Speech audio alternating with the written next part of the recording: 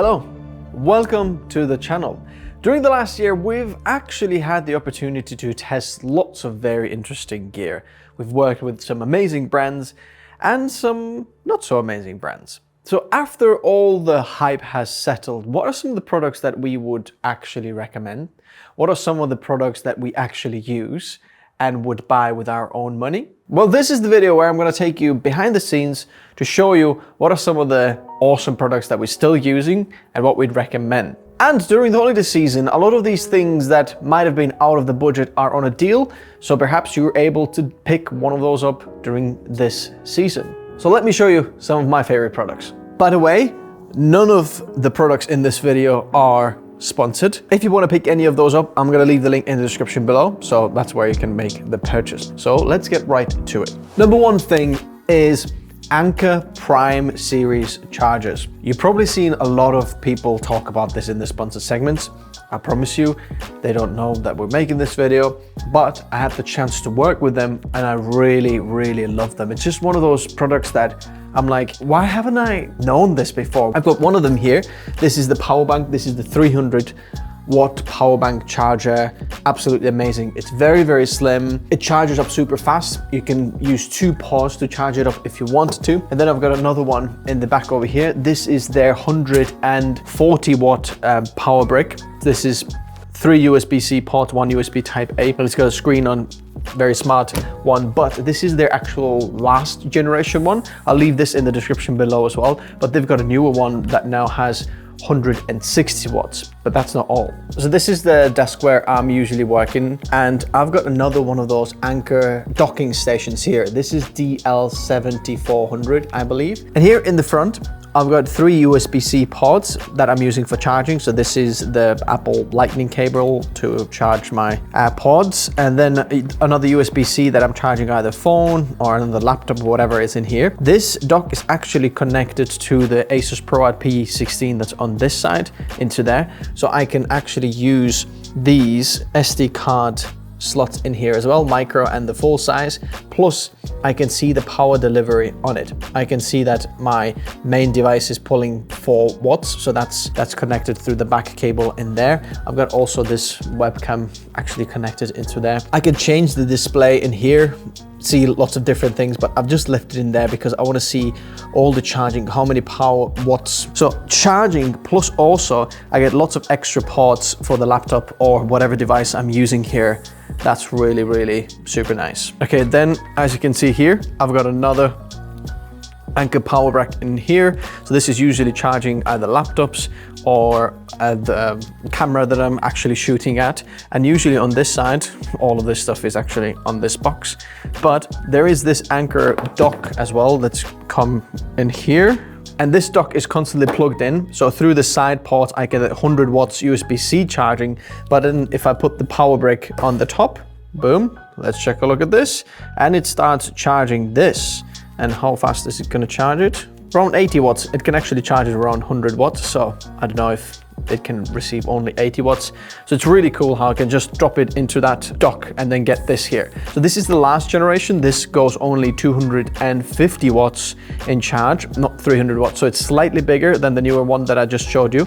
But if you have the newer one can use on the old dock as well. Interestingly, it doesn't like line up as well because there's like little indent in there that is there, but all the magnets, everything, I can take the older one or the new one and then line it up in here as well. I am absolutely loving all of the Anker Prime chargers, especially the new ones. If you want to check them out, I'm going to leave the link in the description below. Let's go to the next one.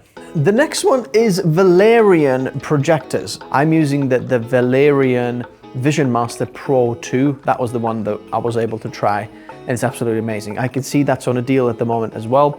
I know this is not for everybody, but those who really enjoy cinema experience at home, I think this is something special to look at. By the way, I'm gonna pin the comment if anyone can guess which lens I'm using right now to shoot this particular segment. There are some clues in here. If I'm looking at the shot, there are some clues. Next up is an SSD. This is the Kingston Fury Renegade G5. And here's the thing, as much as you've heard of SSDs, This is not something that you probably hear mentioned at most of the time. I think the marketing department isn't as good, but when I was testing them, they did send me them out to test.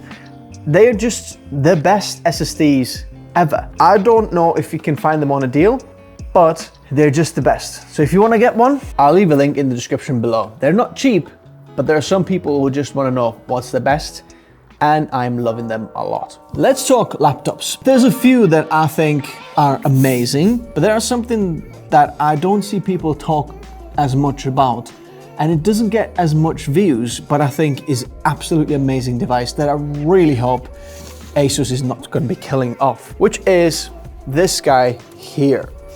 This is the Asus ZenBook Duo. It is absolute portable workhorse that is so underrated. It's got two 14-inch OLED displays and a keyboard. So this becomes an absolute amazing portable workstation device. You can just take this with you and you've got so much portability like that you can do with it. Now, this is the last generation version with the Intel Core Ultra 9 185H. There is the 285H as well, which is a little bit more efficient, better battery life, and so on. And I would recommend that one. In essence, they're exactly the same, but it's an absolutely amazing device. If I'm not mistaken, this should be also on a deal. So check out the links in the description below. I'll leave it down there. This over here is the Rode Interview Pro. I'm gonna press record and now you can hear it from the Interview Pro. As you can hear, the sound is absolutely fantastic. Whenever we need to do any voiceovers, all I'm gonna do is I'm gonna turn the mic on, walk somewhere, and then just do the voiceover, stop the recording, turn the microphone off. Then if you unscrew this, there is a USB-C port in there and I can see all my recordings in there and they sound fantastic.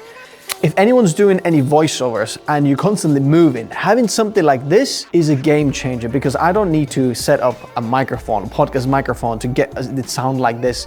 It's amazing. Also, if you're in a very loud environment or if you go into trade shows, for example, and you want a microphone that just picks up very, very close audio and cancels out all the environment basically around you, this is the one for you. It's absolutely amazing. I wish that there was kind of custom these that we could have on there as well, but it's absolutely fantastic. If you can find this on a deal, I'm gonna leave the link in the description below. The next device is this. And I know what you're thinking, it's a tripod, but believe me, this is what I would consider the best purchase of this year. I know this is on a deal right now. So this is quite recently, I think in September, October, something, that's when I bought this. It's quite expensive and I would have never thought that I'm gonna pay that much for a tripod, but this is one of the best things that I've bought ever. So this is the SmallRig X Potato Jet Tribex. You open this up and you think, oh, this is a bit uneven surface. Let me just set it up. Done. Like, just start filming. Oh, it's a bit wonky. Press the clutch. There we go. It's straight. Oh, I think I'm just gonna put it down there again. This saves so much time, you have no idea. If we're doing the car channel and we're doing the car shots, for example, and then having it opening each leg separately and then setting it up. This, I'm just gonna take it out from the car, press the clutch. Okay, there we go. Oh, a little bit further down.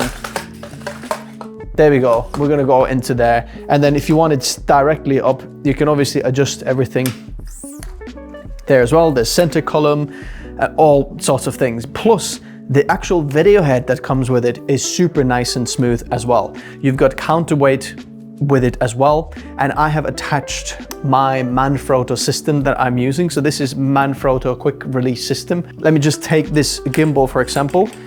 It's got the legs on the bottom, but I'll take one of these Manfrotto quick release plates. So I've got these under all of my cameras that I have everywhere.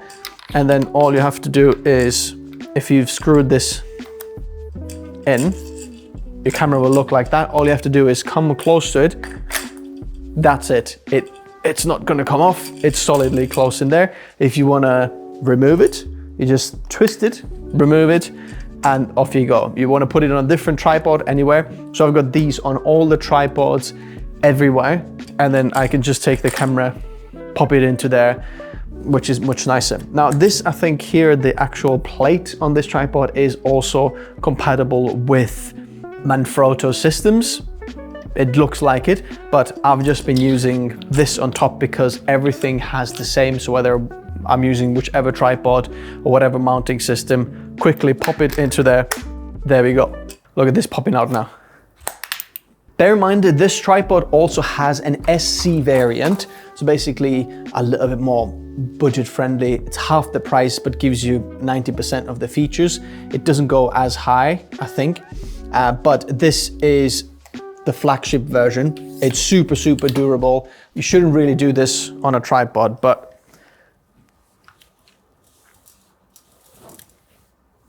oh, that was 82 kilos. It's very, very solid, durable, amazing workhorse. It saves a lot of time. I'm gonna leave both the links in the description below, especially if you wanna pick up the budget version of this. It's the best purchase I've done this year in terms of camera gear and all of this. If you want to check out the Manfrotto kind of gear on top there as well, I'll leave that there as well. And the laptop that I would like to recommend is this guy here. This is the MacBook Air, and the latest M4 version is amazing. I know the M5 is coming up in a minute, but right now I'm seeing the M4. Do you remember it used to be $1,000, you get it $999 from Apple. Here's the thing, it's $750 if I'm not mistaken right now. If you're looking for a present, or if you just want to upgrade your laptop and most of the workflow, what you're doing is on a browser, oh my goodness, it's just one of the best things that you can do. It is so snappy, so fast, battery life amazing. There's just no downsides of it. And I can already hear your comments. What about the storage and RAM? 16 gigabytes of RAM, it's all right, but the 256 gigabytes of storage, that's shameful.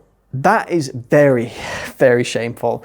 And just mark my words, next laptop that Apple's gonna release, maybe not the MacBook Air, but the MacBook Pro will have 512 gigabytes as standard. Well, that's been always the standard, isn't it? I don't think the 256 gigabytes is going to age very well in 2026. But if you're looking for a very just good laptop, go for that one. Highly recommend upgrading the storage if you can to 512 gigabytes. But the 13-inch will go for $1,000 if you want the upgraded 512 gigabytes of RAM. And at that price point, there is nothing that Windows can compete. There might be some features here and there. Either someone offers OLED screen, but the battery life, snappiness, performance off and on battery is amazing. I'll leave the link in the description below. Then I can't remember which bit we're actually on, is this guy here. As you can see, I've used this a lot, and this is the MX Master. This is 3. There is 3S and then there's 4 as well. I have used the Gen 1, Gen 2, Gen 3. My editor's got Gen 4, Gen 3S, and I've got another 3S in here. By the way, the S is for silent, so can't hear it versus. I've got pretty much every single generation of this, and I still go back to it because it's absolutely amazing. If you're looking for the best mouse, this is definitely the one. During the Black Friday, I think you might find the previous generation on a deal. I'm not sure the MX Master 4 is on a deal. And right now I haven't justified upgrading to the MX Master 4 because it still works. It's amazing, but there is a newer version out there. So just in case, if you're thinking about buying this for the first time, buy the 4th one because it's got haptic and lots of things on the side, little bits extra, basically. So it's pretty cool. And Logitech hasn't sponsored anything on the channel. I've spent a lot of my own money. Logitech mouse, MX keys. I've got the MX Craft for the editor and another 3S in there as well. It is truly amazing. Hands down, I don't know what it takes for me to move from this ecosystem. It's just the absolute best, and the ergonomics, the way it just never lets you down. My marvelous metronome never lets me down, never lets me down. I've said never let me down quite a few times in this video. And then another thing that we've been using on the channel is this chair that I've been sitting on. This is the Fractal Refine chair, and I loved it so much that I actually bought another one. I can't actually remember which one Fractal sent me. So whenever this got launched, Fractal did send me one of them, and I think we featured in some of the videos. But it was so good because I started using it that we needed another one for my editor. And then voila, he's, you know, has his coat on there, but it uses that one there as well. This one there is the mesh version. This one here is the cushion version. Mesh one is basically where, you know, there's no cushion in the back. You can just see through. It's a little bit more ventilated. So if you're in a hot climate, you might prefer that one.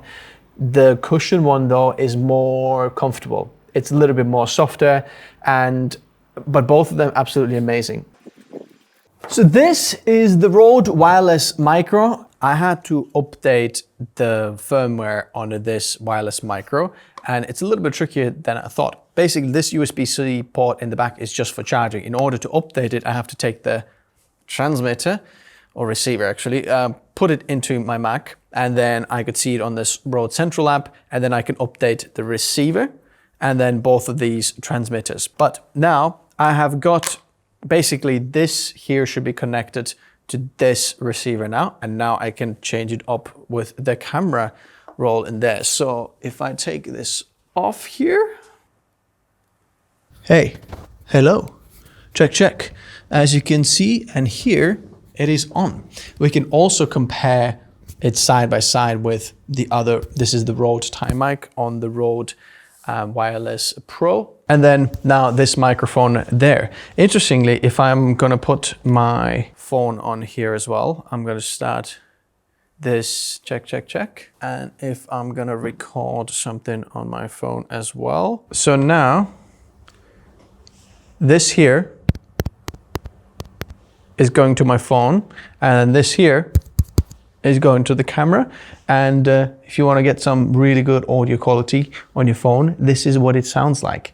And super easy, just plug and play. Obviously, I've been using them so much I didn't even know that there was firmware update, but now it's working. Would you look at that? This is absolutely amazing. It just never lets me down, okay? Never lets me down. It's fantastic. If you want something really nice, sounding super nice, and just, you know, ASMR or whatever, or if you want to do an interview with somebody, hey, microphone to you, to me, there we go. So in the beginning of the video, I was talking about the magic miners that you saw in the box. Well, basically, these two are here. And what are these things? They look like a GPU, as you can see in here, but they're not really GPUs. Well, in essence, they are Bitcoin solar miners. And if you don't know how this works, it's a very complicated system. But basically, you can mine Bitcoin technically with these two. And I've had these on for a month or two. And there are some unfortunate news. I haven't received or mined any Bitcoin, even though I have completed some of the transactions in the blockchain.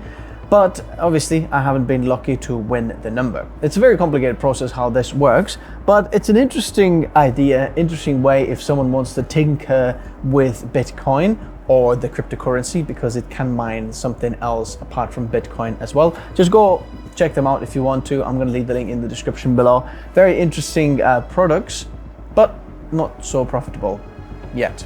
I might get lucky though.